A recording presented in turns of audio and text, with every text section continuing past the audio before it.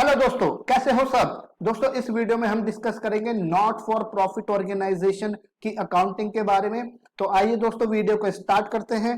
दोस्तों first thing जो हमें समझनी है वो है एनपीओ का मतलब, that is what is NPO. तो NPOs are voluntary organisations founded with the objective of promoting health, education, sports, art and culture और other social and charitable purposes without any intention of earning profit। इसका मतलब दोस्तों ऐसे organisation जो voluntary organisation है, voluntary का मतलब होता है वर्किंग विदाउट पेमेंट, मतलब ये सोसाइटी के लिए वर्क करेंगे but they will not take any payment from the society, they are just doing the work for the welfare of the society as a whole. And उस काम को करने में इनका कोई भी इंटेंशन नहीं होता कि ये क्या कमाए, प्रॉफिट। तो there is no intention of earning any profit from the work that they are taking up. तो इनका जो ऑब्जेक्टिव होता है इन ऑर्गेनाइजेशंस का वो होता है health, education, sports, art and culture और other social and charitable purposes को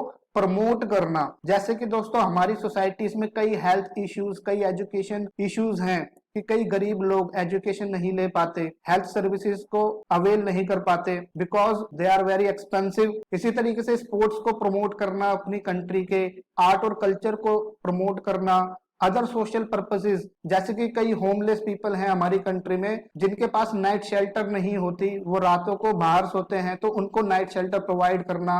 इसी तरीके से कई सारे हमारे कम्युनिटी में, हमारी सोसाइटी में प्रॉब्लम्स हैं, तो उन सभी के सॉल्यूशन के लिए ये ऑर्गेनाइजेशन हमेशा कार्यरत रहते हैं, उनके लिए वर्क करते हैं और इनका कोई भी पर्पस प्रॉफिट कमाना नहीं होता। तो this is NPO. Now second, अगर हम इनके एग्जांपल्स की बात करें तो एग्जाम्पल में जैसे कि पब्लिक हॉस्पिटल्स आते हैं, जैसे कि कई गवर्नमेंट हॉस्पिटल्स, उसी तरीके से public educational institutions, Indus trust, ये एक ऑर्गेनाइजेशन है जो अंडर प्रिविलेज्ड कम्युनिटी को एजुकेशन प्रोवाइड करता है free of cost. And sports club हो गए, और जैसे कि कई सारी प्रोफेशनल अकाउंटिंग बॉडीज हैं, तो ये आर्ट को प्रमोट करती हैं, आर्ट ऑफ अकाउंटिंग। तो ये अकाउंटिंग बॉडीज अकाउंटिंग की आर्ट को प्रमोट करती हैं, जैसे कि ICAI, institute of chartered accountant of India, ICSI, company secretary. लेकिन अगर कोई प्राइवेट हॉस्पिटल है या प्राइवेट इंस्टीट्यूशंस है या प्राइवेट स्कूल्स हैं, तो they charges a very high amount of money from the society, so they will not come under NPO.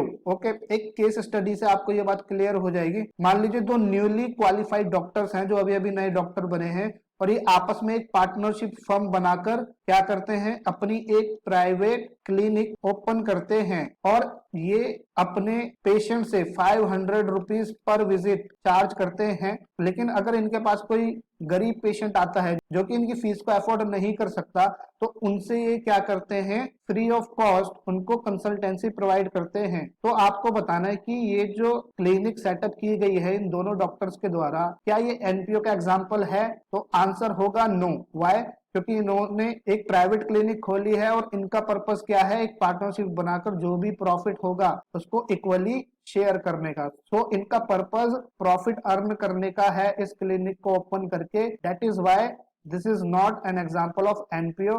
हालांकि ये अपने कुछ पेशेंट्स को फ्री ऑफ कॉस्ट प्रोवाइड कर रहे हैं अपनी कंसल्टेंसी सर्विसेज, लेकिन ये बात इनको एनपीओ नहीं बनाएगी बिकॉज इनका पर्पस प्रॉफिट अर्न करना है। तो आई होप दोस्तों यहाँ तक आपको क्लियर हुआ होगा एनपीओ का मतलब। अब दोस्तों अगली चीज है source of income of NPO. देखिए एनपीओ कोई बिजनेस तो नहीं करता, they are not doing any business, तो इनके पास इनकम कहां से आती होगी? तो इनके पास इनकम के सोर्स होते हैं फर्स्ट, सब्सक्रिप्शन फ्रॉम मेंबर्स। देखिए कई मेंबर्स मिलकर एनपीओ को खोलते हैं, तो हर साल वो कुछ सब्सक्रिप्शन के नाम का अमाउंट एनपीओ को सबमिट करते हैं। इसी तरीके से एनपीओ को डोनेशन मिलती है बाहर लोगों से, ग्रांट्स मिलती है एनपीओ को गवर्नमेंट से और अदर इंस्टीट्यूशन से, एडमिशन फी मेंबर्स से मिलती है और लाइफ मेंबरशिप फी एटसेट्रा। तो ये कुछ इनकम के सोर्स होते हैं एनपीओ के, जहां से एनपीओ को पैसा मिलता है और इस अमाउंट ऑफ मनी से ये सोसाइटी के लिए वर्क करती है। अब एक केस स्टडी है आपके सामने, इसको सभी मेरे साथ देखेंगे। दोस्तों यहाँ पर एक ऑर्गेनाइजेशन है which was set up by 10 persons, 10 लोगों ने मिलकर एक ऑर्गेनाइजेशन ओपन किया और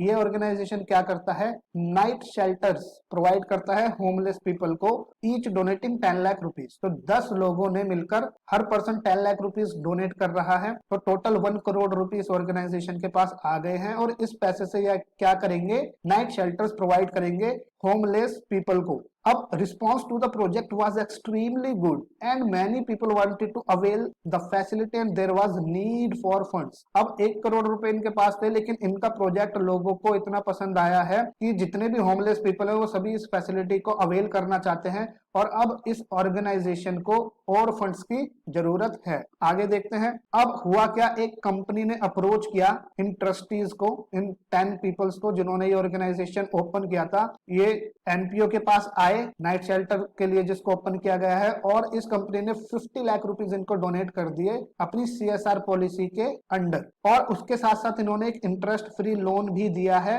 20 लाख रुपीज का इस ऑर्गेनाइजेशन को। तो यहाँ पर क्वेश्चन ये उठता है, ट्रस्टीज का ये क्वेश्चन है उन 10 लोगों का जिन्होंने एनपीओ का ओपन किया है कि whether NPO can take loan for its activities and have requested your opinion। तो ये आपसे ओपिनियन मांग रहे हैं कि भाई देखो एनपीओ के पास इनकम या फंड कहाँ से आ सकते हैं, subscription, donation, grant, admission fee, life membership fee, ये तो इनकम के सोर्स हो सकते हैं, लेकिन क्या अगर लोन लेना हो एनपीओ को तो क्या वो लोन ले सकता है? तो इसका आंसर होगा yes, NPO can take loan also for its activities. Okay, तो यहाँ पर कोई भी ऐसी रोक नहीं है एनपीओ के ऊपर कि वो लोन लेकर अपना काम ना कर सके। तो इसका आंसर क्या होगा, यस। तो इससे एक चीज और आपको पता चल गई कि एनपीओ अपने फंड्स को लोन लेकर भी अरेंज कर सकता है। ठीक है दोस्तों, तो यहाँ तक आपको बात क्लियर हुई होगी, तो सभी बच्चे नोट डाउन कर लेंगे। उसके बाद अगला पॉइंट है फीचर्स ऑफ एन एनपीओ। एक एनपीओ के क्या क्या फीचर्स, विशेषताएं होती है, तो आइए इसको जस्ट एक बार रीड आउट कर लेते हैं। सबसे पहला,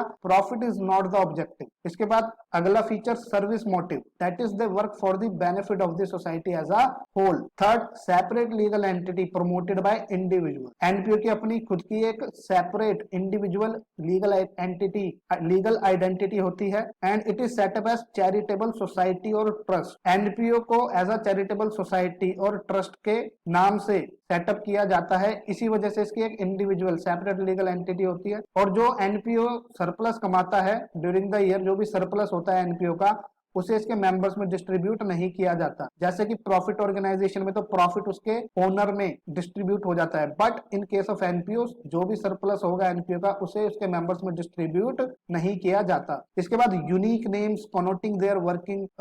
एनपीओ का जो नाम रखा जाता है वो इस तरीके से रखा जाता है जो कि उसके वर्क को इंडिकेट करता है। ओके, इसके बाद managed by a group of individuals often called as trustees और मैनेजिंग कमिटी। एनपीओ को जो मैनेज किया जाता है ग्रुप ऑफ इंडिविजुअल्स, कई लोग मिलकर एक एनपीओ को मैनेज करते हैं, सेटअप करते हैं, और उन ग्रुप ऑफ इंडिविजुअल्स को हम क्या बोलते हैं, ट्रस्टीज या फिर मैनेजिंग कमिटी। तो और लास्ट फीचर एनपीओ का है major funds in the form of contribution and donations. तो नोट डाउन करेंगे सभी बच्चे यहाँ तक। अगला पॉइंट है books of account maintained by every NPO. देखिए एनपीओ का पर्पस प्रॉफिट कमाना नहीं होता, इसलिए एनपीओ कहता है कि भाई जब हमारा पर्पस प्रॉफिट कमाना नहीं है तो हम बुक्स मेंटेन क्यों करें। लेकिन as per legal requirement, as per law, NPO को कुछ बुक्स ऑफ अकाउंट्स मेंटेन करनी होती है। एनपीओ सभी अकाउंट्स नहीं बनाता, जैसे कि प्रॉपर जर्नल, पूरी सब्सिडरी बुक्स, बट कुछ minimum amount of books NPO को भी बनानी होती है एज पर लॉ। अब उसमें एनपीओ क्या क्या बनाता है, कैश बुक और लेजर और अपने रजिस्टर ऑफ मेंबर्स और रजिस्टर ऑफ एसेट्स। इससे एनपीओ को यह पता चलता है कि ड्यूरिंग द ईयर एनपीओ को कितना फंड्स रिसीव हुआ और उस फंड में से कितना अमाउंट इसने खर्च किया है अपनी सोशल एक्टिविटीज पर। तो इससे क्या है, इनकम टैक्स डिपार्टमेंट को पता चलता है कि एनपीओ अपने फंड का इतना परसेंट हर साल अपनी सोशल एक्टिविटीज पे खर्च करता है। तो इससे एनपीओ के ऊपर एक चेक रहता है इनकम टैक्स डिपार्टमेंट का और गवर्नमेंट का भी कि जो फंड्स रिसीव हो रहे हैं क्या उनको सोसाइटी की वेलफेयर के लिए खर्च किया जा रहा है, यूज किया जा रहा है या नहीं। So these are the books that are maintained by NPO, और इन्हीं बुक्स के बेसिस पे हम क्या बनाते हैं, फाइनल अकाउंट्स ऑफ एनपीओ। और एनपीओ के फाइनल अकाउंट्स में 3 चीजें हमें सीखनी होती है बनाना, जिसमें पहली चीज होती है receipts and payments account, second income and expenditure account, and third is balance sheet. तो दोस्तों आगे आने वाली वीडियो में मेन जो हमारा फोकस रहने वाला है इन तीनों फाइनल अकाउंट्स को बनाने में और इनको समझने पर ही रहेगा। तो दोस्तों वीडियो अगर आपको अच्छी लगी हो तो वीडियो को लाइक करें, शेयर करें, और मेरे साथ जुड़े रहने के लिए मेरे चैनल को सब्सक्राइब करें and press the notification bell icon button so that you receive all the notifications of the new videos. Thank you दोस्तों, मिलते हैं नेक्स्ट वीडियो में।